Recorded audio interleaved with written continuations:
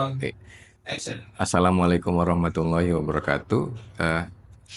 Perkenalkan, saya Dr. Muhammad Hatta, Magister Kedokteran Pediatrik Spesialis Anak dari Departemen Ilmu Kesehatan Anak Fakultas Kedokteran Universitas Muhammadiyah Sumatera Utara. Pada hari ini saya akan memperagakan bantuan hidup dasar pada anak dan eh, pertolongan pada sumbatan jalan napas pada anak ya. Prinsipnya BHD pada anak bayi itu hampir sama pada dewasa, cuma ada beberapa perbedaan ya, tapi tidak signifikan ya.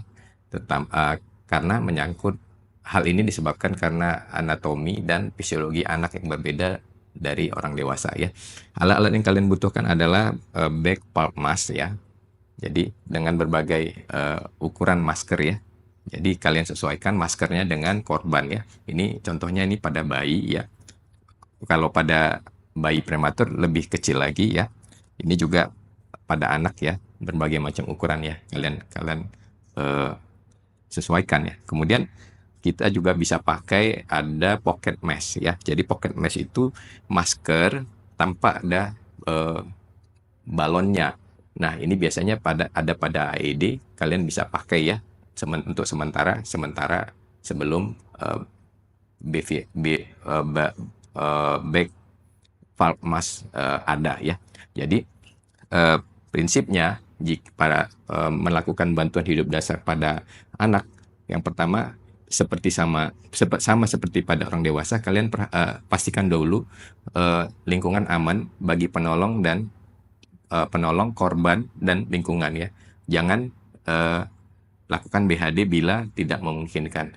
Kemudian yang kedua, setelah aman, kalian cek respon. Kalau pada anak-anak, kalian bisa tepuk bahunya, D, D, D, D, D. Atau kalau pada bayi, kalian bisa tepuk kakinya, D, D, D, D, D. Ya, oke. Nah, kemudian kalau misalnya tidak ada respon, ya, nah eh, lakukan eh, apa? Berarti kan anaknya tidak sadar. Nah, pastikan eh, posisinya telentang, ya. Pastikan posisinya telentang. Letakkan anaknya di dasar yang rata dan keras, ya. Dasar rata dan keras. Nah, tapi bila ada respon, anaknya sadar, lakukan recovery position ya, dengan cara eh, tangan anak yang sebelah kanan dimasukkan ke punggung, tarik, kemudian tangan yang sebelah kiri membentuk sudut siku, tarik bersamaan ya. Nah, seperti ini ya, lebih kurang ya. Ini recovery position. Tapi kalau misalnya anaknya tidak sadar, kalian telentangkan di alas yang rata dan keras. Nah, kemudian setelah itu kalian cek eh, setelah aman, eh, kemudian cek respon. Kemudian yang ketiga, panggil bantuan. Tolong, tolong, tolong. Di sini ada anak atau bayi tidak sadar ya. Nah, sambil kalian minta tolong, kalian cek RW-nya ya. Pastikan RW-nya clear ya, dengan cara head tilt, chin lip, jaw thrust ya. Head tilt ya begini ya. Ini sekali sekali jalan ya, gini ya. Nah, jenis nah gini ya. Tapi kalau misalnya pada kasus-kasus cedera kepala, kalian tidak boleh lakukan head tilt dan chin lip, kalian hanya lakukan jaw thrust ya. Oke. Nah, penilaian breathing, kalian nilai dari adanya pergerakan dinding dada ya. Bila kalian lihat ada pergerakan dinding dada, berarti pernapasannya clear. Selanjutnya, bila kalian sudah memastikan jalan napas clear, kalian periksa sirkulasi ya, dengan cara pada anak-anak kalian lakukan penilaian di arteri karotis ya, arteri karotis, dan pada bayi kalian periksa di arteri brachialis ya. Dan pada neonatus kalian periksa di umbilikal ya, di umbilikal. Ini ya. Jadi berbeda ya. Pada dewasa hanya di arteri karotis, pada anak besar di arteri karotis, pada bayi di arteri brachialis dan pada neonatus di umbilikal ya. Nah, setelah kalian itu dilakukan 5 sampai 10 detik ya. Nah, bila terjadi henti napas dan henti jantung, kalian lakukan adalah bila satu penolong, kalian lakukan resusitasi jantung paru dengan perbandingan 30:2 ya. 30 pijatan dan 2 pompa ya. Tapi pada 2 penolong, kalian lakukan dengan perbandingan 15:2. 15 pijatan dan 2 pemberian jalan napas ya. Contohnya seperti ini ya. Jadi kalian lakukan pijat pada anak, posisi pijatan jantung juga berbeda ya, berbeda pada orang dewasa ya. Jadi posisinya tetap di setengah tulang dinding dada ya, tapi kedalamannya tidak sampai 5 cm, hanya ya lebih kurang ya, lebih kurang 5 cm ya. Pada bayi sekitar 4 cm ya. Nah, posisi tangan ya, tangan pada anak 8 tahun ke bawah itu kalian pakai satu tangan ya, satu tangan ya, begini ya. Nah, di atas 8 tahun kalian bisa dengan 2 tangan. Pada bayi kalian bisa lakukan dengan 2 jari telunjuk dan jari tengah ya. Atau bisa juga kalian lakukan dengan 2 ibu jari ya, dengan tangan yang lain melingkari punggung ya. Jadi begini ya. Jadi contohnya seperti ini, kalian pijat 1, 2, 3, 4, 5, 6, 7 sampai 30, baru kalian berikan 2 pompa ya, seperti ini. Ini tangannya juga CE ya, CE. Nah, ini kan ngembang dia. 2, habis itu baru.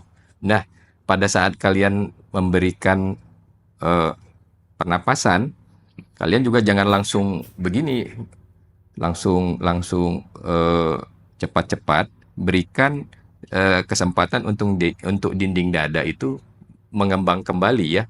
Jadi, nah, ada 5 kriteria dikatakan bahwa CPR kita berkualitas bila kita melakukan yang pertama push heart ya. Jadi kita tekanannya ya sesuai dengan kondisi pasien ya. Kalau anak lebih kurang 5 cm, kalau bayi lebih kurang 4 cm ya.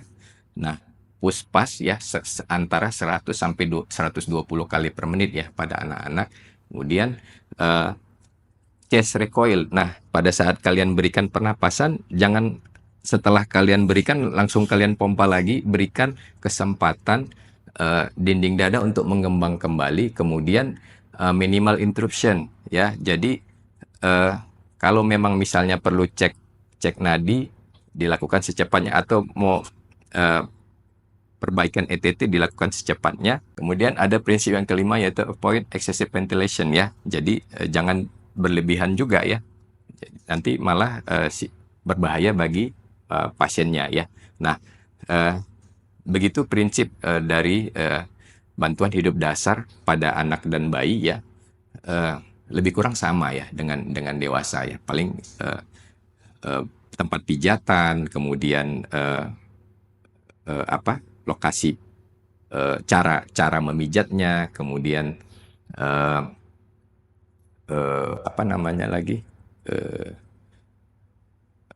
cara menilai sirkulasinya. Mungkin itu saja yang berbeda. Yang selebihnya sama pada dewasa ya. Nah, kemudian selanjutnya kita peragakan adalah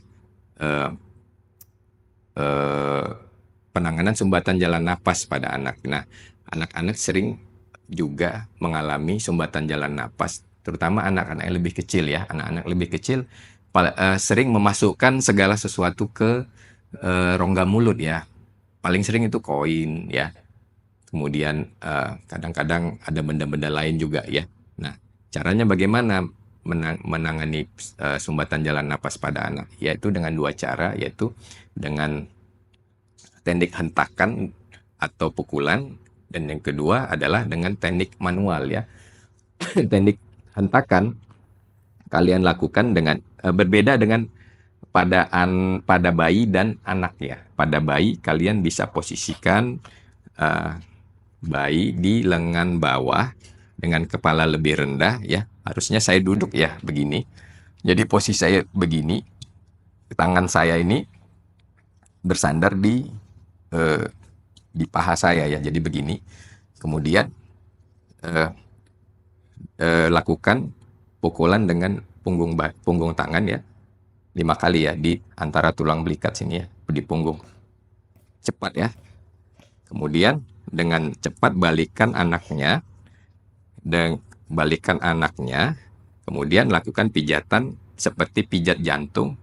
Ini tetap begini tadi ya. Seperti pijat jantung di dinding dada, secepatnya. Ya, itu pada anak ya.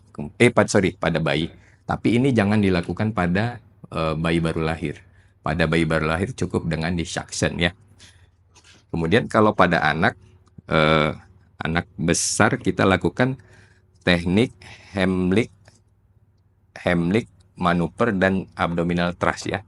Caranya ini anaknya ya dari belakang.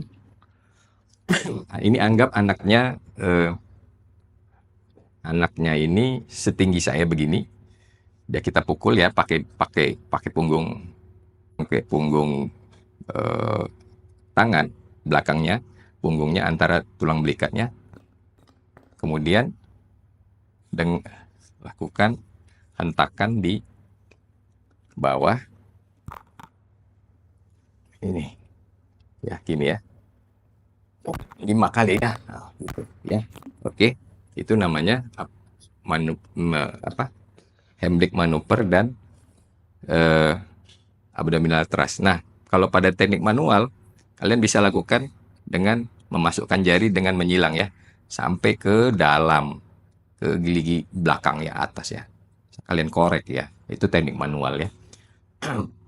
Jadi, nah, teknik Heimlich manuver dan abdominal thrust jangan kalian lakukan pada bayi ya. Itu hanya dilakukan pada anak yang sudah besar ya, dan orang dewasa. Nah,